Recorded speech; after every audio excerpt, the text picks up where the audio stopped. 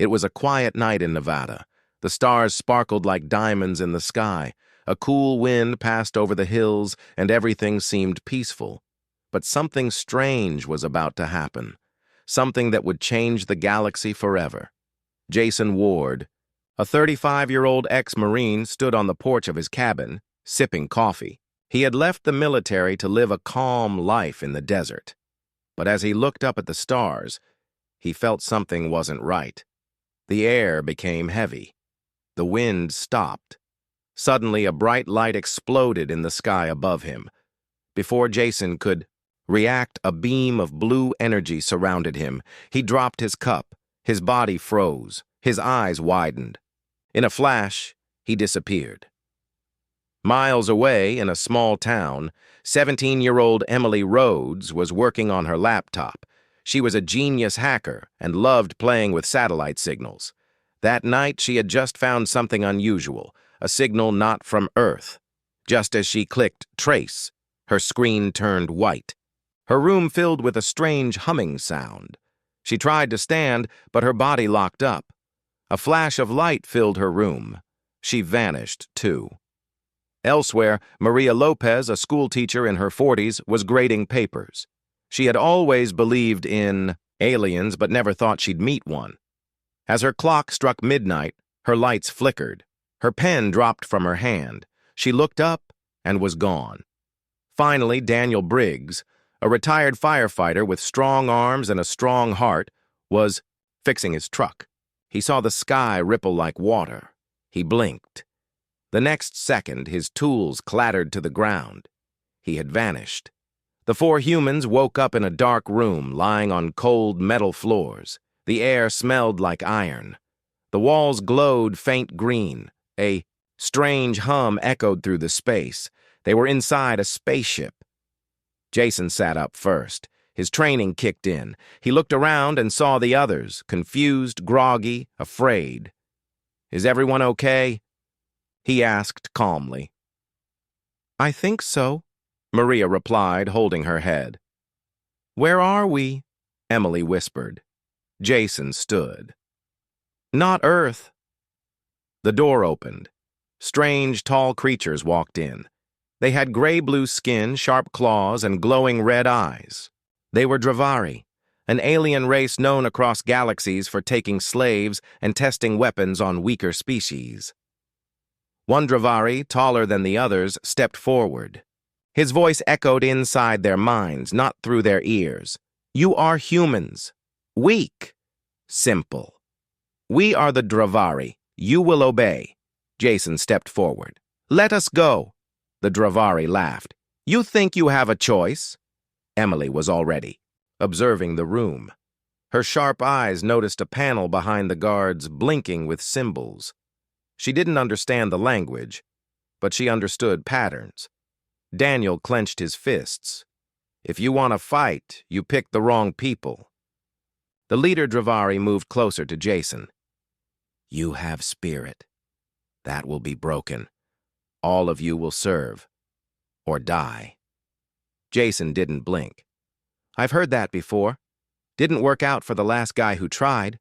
Suddenly, a thin electric pulse shot out and hit Jason in the chest. He fell to the ground. The other humans shouted, but they couldn't move, paralyzed by invisible fields. The aliens left, locking the cell behind them. Hours passed. Jason slowly woke up, coughing. "Are you okay?" Maria asked, helping him sit. "Yeah," he said, wincing. "Just stunned. I've had worse in boot camp." Emily leaned in. "I've been watching the guards. Their timing is exact. One passes every 42 seconds. Also, I think I can hack the wall panel, but I need a distraction." Jason smiled. "Good.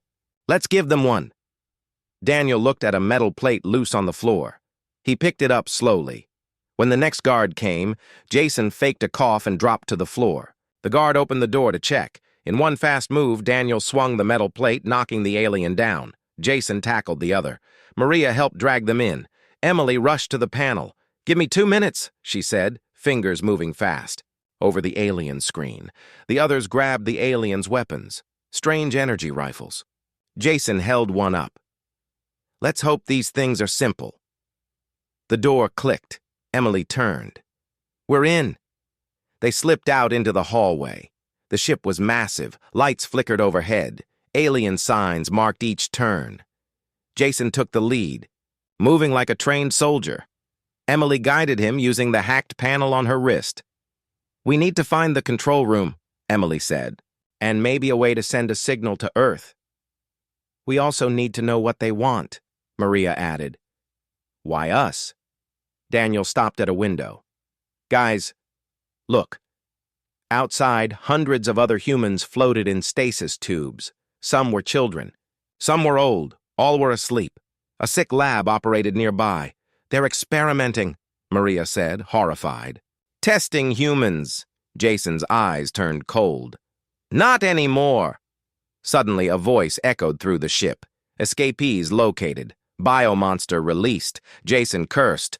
Move! They ran. Behind them, loud stomps echoed. A huge beast, part metal, part flesh, crawled out of the shadows. It had too many eyes, too many claws. It roared and charged. Jason threw a weapon to Daniel. Hit the knees! They fired. The monster roared again, but kept coming. Emily pointed. That chamber. It looks like a gravity room. Jason nodded. Get it inside. They ran in circles, dodging swipes, leading the beast toward the chamber. Maria hit a button. A blue field lit up. Now! Jason shouted. He jumped. The beast followed.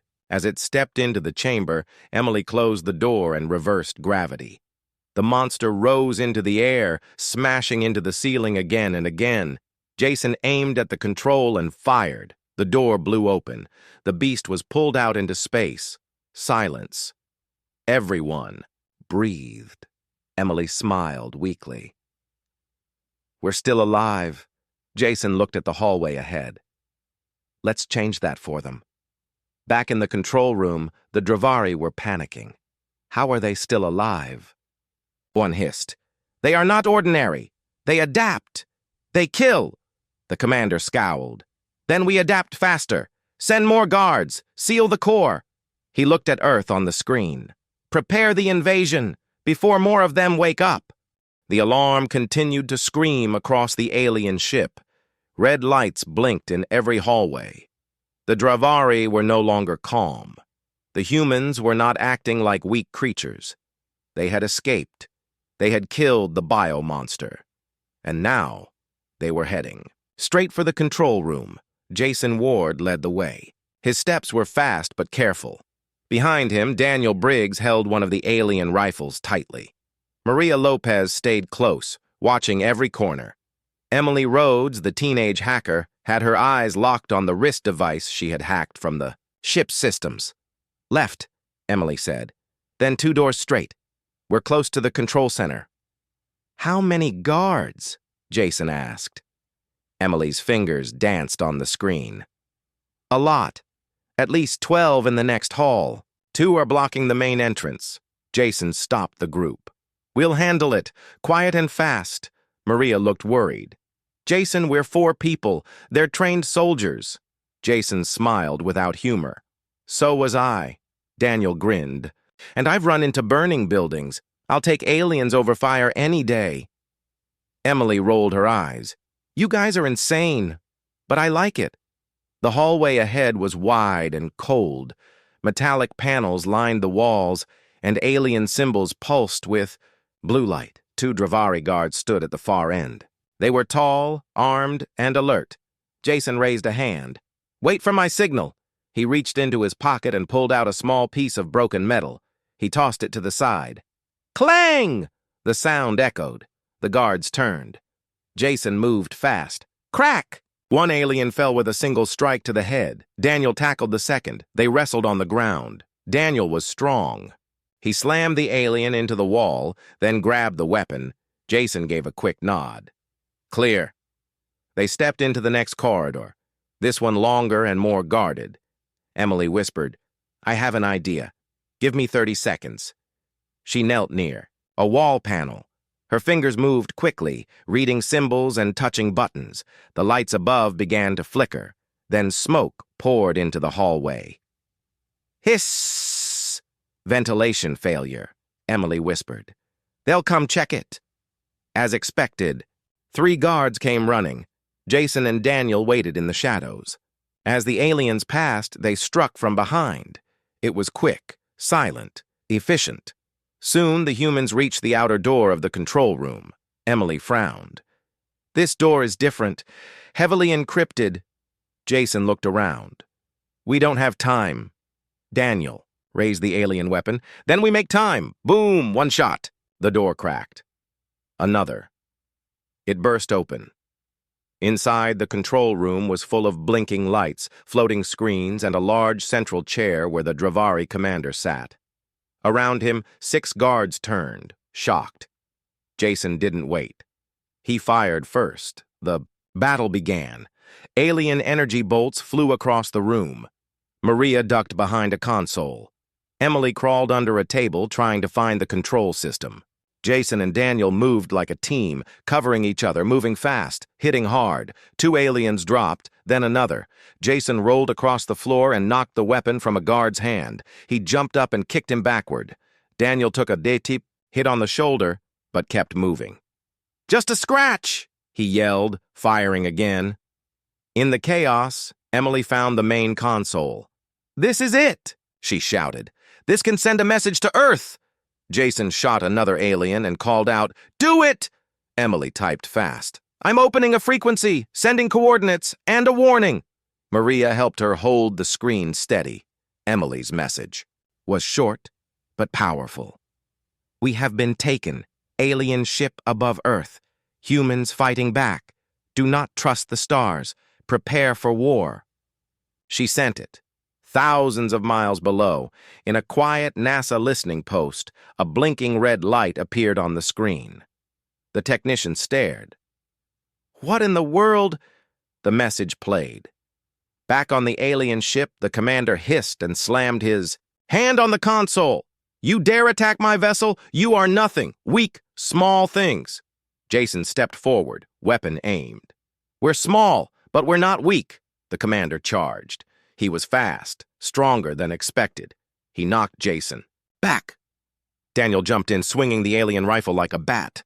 It cracked against the commander's skull. He fell. The room fell silent. Jason stood, breathing hard. Control room is ours.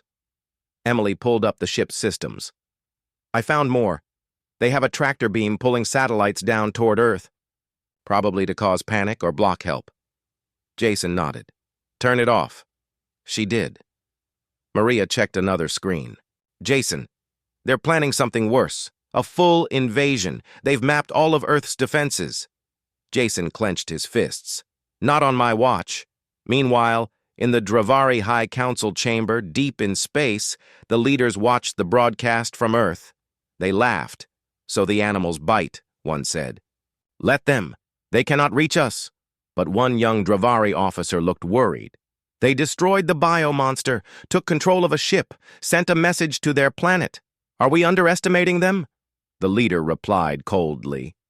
We always win. This time will be no different. Back on the ship, Jason and the group found the escape pods. We have a choice, he said. Get out now, or go to the engine room and blow this thing up.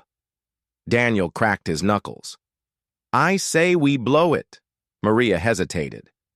But what if we die? Jason looked at her. If we don't stop this ship, others will die. Emily smiled. Besides, I just found a shortcut to the engine room. The path was dangerous. Alarms blared. More guards tried to block them, but now the humans fought with skill and rage. They were not scared. They were done being victims. In the engine room, Jason and Emily placed energy bombs on the core. Jason stared at the glowing heart of the ship. This is for Earth. They ran back to the escape pod and launched. Behind them, the Dravari ship exploded in a silent, brilliant blast. Pieces of alien metal floated into space. Jason, strapped into the pod, looked down at Earth. Maria whispered, We made it. Emily smiled. But they're going to come again. Jason nodded. Then we'll be ready. The escape pod flew silently through space. Inside, the four humans sat quietly. The only sound was the soft hum of the pod's engine and their slow breathing. Jason Ward sat near the front, staring at Earth through the small round window. The planet looked peaceful from space, calm, safe. But he knew the truth. That safety had been tested, and it would be again. "We stopped one ship," Jason said softly, "but there will be more." Maria Lopez nodded. "We made them angry." Daniel. Briggs adjusted the bandage on his arm. "Let them come. We'll be ready next time." Emily Rhodes checked the small screen on her lap. "Our message reached Earth. They received our warning, but we still don't know how they'll respond." Jason turned to her. "Then let's find out." The pod entered Earth's orbit, and soon a hidden Space Force base in Nevada picked up the signal. Within minutes, stealth aircraft launched to retrieve the pod before anyone else could find it. At the hidden base, deep underground, the four were brought in quickly. Scientists, military officers, and intelligence agents stood around them, shocked and curious. The commander of the base, General Renee Carter, looked at Jason. "You've got 5 minutes," she said firmly. "Tell me everything." Jason stood straight and began explaining. He told them about the abduction, the alien ship, the experiments, the escape, and the explosion. Emily showed the data she had copied from the ship's systems: maps, language, files, and video footage. Maria described the lab where humans were being used like test animals. Daniel spoke about the strength of the aliens and the strange weapons they used. When they finished, the room was silent. General Carter nodded. "We believed in life beyond Earth. We never thought they'd come so soon, or that we'd be the targets." She looked around at her team. "Begin full analysis of the alien tech. Prepare for possible war." Then she turned to Jason. "We'll need you four to work with us. You've seen them. You understand what we're facing." Jason agreed. "If they come again, we won't just fight. We'll make sure they never return." Meanwhile, far away in deep space, the Dravari Council gathered in their dark chamber. The loss of their ship was a shock to their pride. The commander had failed. Humans had escaped. Worse, they had destroyed a warship. This had never happened before. "They destroyed our ship," one counselor growled. "They killed our soldiers. This is a message we cannot ignore." Another added, "We underestimated the humans. They are more dangerous than they appear." The leader of the council, High Lord Valak, stood tall. "I warned you," Valak said. "Their spirit is violent, wild, and worse, contagious. Their defiance will spread. Other species will see it." Another voice joined in. "Should we prepare for war?" Valak stared into the shadows. "No," he said coldly. "We end it before it begins. Send the dreadnoughts. Send our best. Show them we do not negotiate. We conquer." The decision was made. Back on Earth, preparations had already begun. In a secure lab, Emily worked with top scientists to decode the alien tech. Within weeks, Earth had learned more than it had in decades. The alien energy rifles, their shield technology, even faster than light travel, all were being studied and copied. Jason, Maria, and Daniel trained with elite soldiers. They were teaching others how the Dravari fought, how to survive, how to think like a human in battle. "This isn't just a fight for survival," Jason said during a meeting. "It's a fight for the future. If we don't stand together now, we may not get another chance." The message was clear. The world listened. For the first time in history, Earth's governments cooperated in full secrecy. No politics, no borders. Just one goal: defend humanity. A month later, radar systems in low Earth orbit detected something strange. 3 massive objects were approaching at high speed. They weren't asteroids. They were too smooth, too organized, too powerful. They were ships. Alien ships. Dravari dreadnoughts. Each was the size of a small city, armed with heavy weapons, armor thick enough to resist nuclear strikes. They didn't hide. They wanted humans to see them, to feel fear. Jason stood on the command deck of Earth's first experimental warship, the ESS Valor. It was built using the stolen alien tech, powered by energy crystals recovered from the escape pod, controlled by both humans and artificial intelligence. Emily sat at the control console. "They'll be in Earth's orbit in 10 minutes. Maria stood near the communication hub. "They're broadcasting a message." "Play it," Jason said. The alien voice filled the room. "You had your warning. Now you face destruction. Surrender your world or we erase it." Jason took a deep breath. Then he spoke back. "No surrender. No fear. Come and try." The battle began. As the Dravari ships entered Earth's orbit, human defense satellites activated, lasers fired, missiles launched. The alien dreadnoughts returned fire with plasma beams and shock pulses. One satellite exploded instantly, but Earth had learned. The ESS Valor flew forward, leading the charge. Behind it, two smaller ships followed, the Liberty and the Sentinel. They were outnumbered and outgunned, but they had something the aliens didn't understand: human will. Jason and Daniel controlled the main guns. Emily directed the ship's defense shields, which now flickered in the colors of the alien energy field she had hacked. Maria sent a message to every country on Earth. "This is humanity's stand. Do not panic. Stay strong. Fight if you can. Support if you cannot. We are not alone. We are united." The message inspired millions. The ESS Valor dove toward the largest alien ship. Jason called out, "Fire forward cannons!" The blast hit the alien hull. The energy rippled, and the ship shook, but it wasn't enough. Daniel shouted, "Shields down to 40%! We're taking heat!" Emily tapped her screen quickly. "Rerouting power! Hang on!" Suddenly, the Sentinel flew up and struck the enemy ship from the side. Boom! A massive explosion broke open the alien armor. Jason saw the opening. "Now!" He fired the ship's main beam. The alien dreadnought exploded into pieces, one down, two to go. The battle raged on. Earth's skies lit up like fireworks. Explosions, crashes, screams, and silence followed each other. The Liberty was damaged badly, but it didn't retreat. It rammed into one of the enemy ships, sacrificing itself to destroy the second dreadnought. Jason stared at the final alien ship. It was turning away, retreating. "They're running," Daniel said. Jason shook his head. "No, they're calling for help." Emily nodded. "Confirmed. They're sending a signal to their home world." Jason clenched his fists. They brought this on themselves. The final Dravari dreadnought was pulling back. Its hull was damaged. Fires burned across its surface. Two of its sister ships had already been destroyed by Earth's defenders.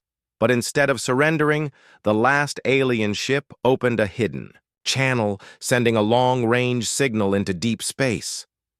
"They're calling for reinforcements," Emily Rhodes said, her voice tight as she studied the screen. "Coordinates matched. That message is going straight to the Dravari homeworld." "Jason." Ward stood in silence, staring at the fading image of the alien vessel on the screen. Around him, the command center of the ESS Valor was filled with sounds, crew shouting commands, warning beeps, and the dull thud of damage control teams working below deck. "They're not retreating," Jason finally said. "They're escalating. General." Renee Carter's voice came over the comms from Earth. "Jason, confirm. You believe a larger invasion is coming?" Jason nodded. "Yes, ma'am. This was only the beginning. Back on Earth, every nation watched the skies, unsure what would happen next. People were afraid, but also amazed. The news had spread. Humans had defeated two massive alien warships. Ordinary people were cheering in streets. Children wore homemade space helmets. Flags flew from rooftops. For the first time in history, the world was united, not in fear, but in pride. But the leaders of Earth knew this peace would not last. Inside a hidden underground war room, world commanders gathered. Screens displayed alien blueprints and decoded plans. Scientists explained how they had used the enemy's own technology to build new defenses. Engineers showed designs for 5 new human warships. "We have 2 options," General Carter said. "Wait for them to return, or take the fight to them." The room fell silent. Then Jason's voice came through the screen from orbit. "Waiting is not in our nature. They came to our home, took our people, hurt our kind. Now, we show them what humans do when pushed too far." A month later, Earth's first interstellar strike fleet was ready. 5 new warships, each built using a mix of human engineering and alien technology, floated silently above Earth. Their names stood out in white letters: ESS Valor, ESS Liberty 2, ESS Unity, ESS Guardian, ESS Vengeance. Jason was placed in charge of the fleet. Emily, now head of cyber operations, handled all navigation, hacking, and enemy signal tracking. Daniel was assigned as the weapons commander. Maria was made communication chief for the fleet, broadcasting Earth's peaceful message, just in case anyone in the galaxy was willing to listen. Their destination, the Dravari homeworld. Their mission: stop them before they could invade Earth again. The fleet jumped through hyperspace, traveling faster than light. Emily had modified the alien systems to match human needs. The trip took only 2 days, time filled with planning, training, and silent moments of thought. Jason walked into the observation deck where Maria was watching the stars. "Are we doing the right thing?" she asked softly. Jason didn't answer. Right away. Then he said, "We didn't start this. They stole our people, tortured them, killed them. If we don't act, they'll do it again." Maria nodded. "Just let's not become monsters ourselves." Jason placed a hand on her shoulder. "We won't. We're not here to destroy a species. We're here to stop a threat." As the fleet approached the edge of Dravari space, sensors picked up movement. "Ships incoming," Emily reported. 20 of them. All heavily armed. Jason stood tall. "Open channel," a cold alien voice responded. "You dare bring your filth to our territory. Turn back or be erased." Jason responded with calm strength. "We came to talk, but if you want war again, we'll finish it this time." The channel cut. Emily's console beeped. "They've powered weapons." "No talking." Jason looked at Daniel. "Target their engines only. Let's show them we don't fire first." The battle began. The stars lit up as both sides exchanged fire. Human ships moved quickly, using surprise tactics the aliens didn't expect. The ESS Unity dropped behind the alien line and hit a command ship with a precision strike. The ESS Vengeance absorbed multiple hits but kept pushing forward, shields flaring blue. Emily hacked 2 enemy ships mid-fight, causing them to fire on each other. Daniel laughed. "Now that's teamwork." Jason gave quick orders, balancing defense with offense. He made sure human ships focused on disarming the enemy, not destroying them outright. Within an hour, 14 Dravari ships were disabled. The others fled. Maria broadcast a message across the sector. "We do not seek war. We came to protect. If you raise weapons against Earth again, we will end it." The fleet continued to the Dravari homeworld, a dark planet covered in silver, towers, and firelit skies. As they entered orbit, Earth's ships were met with silence. No defenses, no ships, no resistance. Jason was suspicious. "They're planning something," Emily confirmed. "I've scanned their systems. They're blocking outgoing messages, trying to hide something." Maria looked at the main screen. "There's movement on the surface, not military. Civilians and slaves. Thousands of them." Jason's eyes narrowed. "That's what they're hiding." With support from the fleet, Jason led a small team to the surface. They landed near one of the slave camps. As they stepped out, They were met not by weapons, but by quiet stares. Alien species from across the galaxy stood behind fences, thin, wounded, silent. A small creature stepped forward. He was shaking. "You're humans?" the creature asked. Jason nodded. "Yes," the alien dropped to his knees. "Please, save us. They fear you. They told us you were monsters, but I don't believe them now." Jason helped the creature stand. "We're not monsters," he said. "We're your chance to be free." Back on the ship, Maria sent another message to all enslaved by the Dravari. "Earth stands with you. Rise. We will protect you. Their time is over." The message spread quickly. In cities across the Dravari planet, rebellions started. Guards ran. Towers fell. Fires burned. But they were fires of freedom. Jason and his team returned to orbit as millions of beings stood tall for the first time. Emily turned to him. "We didn't just fight back. We started something." Jason looked down at the world. "Below." "No," he said. "They started it.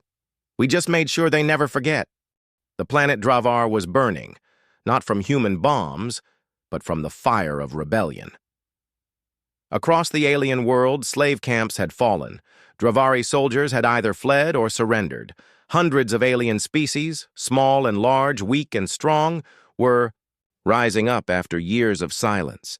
They looked to the sky where the 5 human ships floated like guardians, and they whispered one word: humans. Jason Ward stood in the command center of the ESS Valor, watching the events unfold on the screens. The world below had changed in just 2 days. The humans hadn't needed to destroy cities or fire on the innocent. All they had done was show what real strength looked like. Strength with a purpose. Now, the Dravari were no longer feared. They were broken. Emily Rhodes sat at her station, tracking signals. "Jason, I just caught a communication from deep inside the planet. A hidden base. It's not part of the surface government. It's military." Jason leaned forward. "Is it the Council?" Emily nodded. "They're hiding in a mountain fortress, and they just sent a distress signal to an unknown fleet somewhere beyond this galaxy." Jason's voice turned serious. "They're trying to bring in reinforcements. Maybe something worse." Daniel Briggs stepped forward.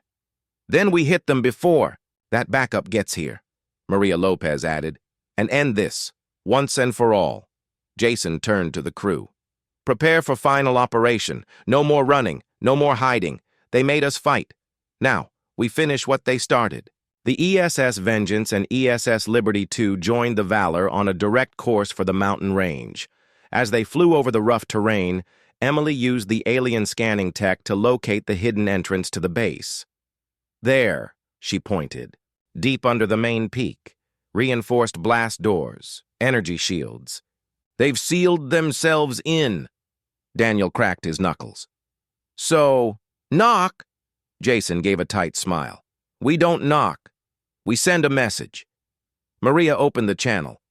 "To the Dravari High Council hiding beneath this mountain, Earth has come. This is your last chance to surrender. Step outside, or we come in." Silence. Then a reply. Cold. Defiant. "You will not touch us. We are eternal. You are insects playing with stolen fire. We are Dravari." Jason's reply was short. "We don't ask twice." The human ships opened fire, not to destroy, but to crack open the mountain. The ground shook as massive plasma beams struck the cliffs. Rocks exploded. Shield generators overloaded. The entrance was exposed. Jason led a ground team with Daniel, Maria, and 20 elite soldiers. They moved fast through the rubble-filled tunnels. Emily stayed behind, guiding them from orbit. "Motion detected," she said through comms. 4 defense turrets, 2 energy gates ahead. Jason pointed. "Daniel, take left. Maria, cover, rear. Move!" Blaster fire lit up the tunnel. The team moved like lightning, quick, coordinated, and focused. They weren't there to talk. They were there to end it. Inside the council chamber, panic was rising. "These humans, they should have bowed," shouted one elder. "They were supposed to be weak," yelled another. High Lord Valak stood silent. Then he finally spoke. "We forgot something important," he said. "We measured their muscles, their ships, their weapons, but we didn't measure their will." He turned to the others. "They will not stop, because they fight for something we lost long ago. Freedom." A sudden boom shook the chamber. Dust fell from the ceiling. "They're here," Valak whispered. Jason and his team breached the final chamber. The Dravari guards dropped their weapons, terrified. The council members backed away, trembling. Only one remained calm. Valak. He stepped forward, facing Jason without fear. "You win, human," he said. "What now? Will you destroy us?" Jason looked around the room. "That depends." Valak raised an eyebrow. "On what?" "On whether you've learned anything." Valak lowered his eyes. "We learned that humans don't negotiate." Jason stepped closer. "Wrong. We only don't negotiate with tyrants." Back on the Valor, Emily received a message from Jason. Moments later, she broadcast it across the planet and across space. It showed the fall of the Council. It showed the slave camps being opened. It showed humans not killing but freeing. The message ended with Jason's voice. "We came because you forced us to. We fought because you gave us no choice. Now you are free. We do not rule you. We only ask one thing. Never let anyone rule you again." The galaxy changed after that day. The Dravari Empire collapsed. Worlds that were once silent found their voice. Species that had lived in fear began to build a new future. Together, Earth didn't take control. It didn't ask for tribute or territory. It simply returned home, with new allies, new knowledge, and a reputation that spread like wildfire. Now, when alien parents told stories to their children, they didn't speak of monsters under the bed. They spoke of humans. Years later, a monument stood on the ruins of the Dravari Council Chamber. It was simple. A smooth stone with words carved in hundreds of alien languages. It read, "We came in peace. You chose war. We finished it."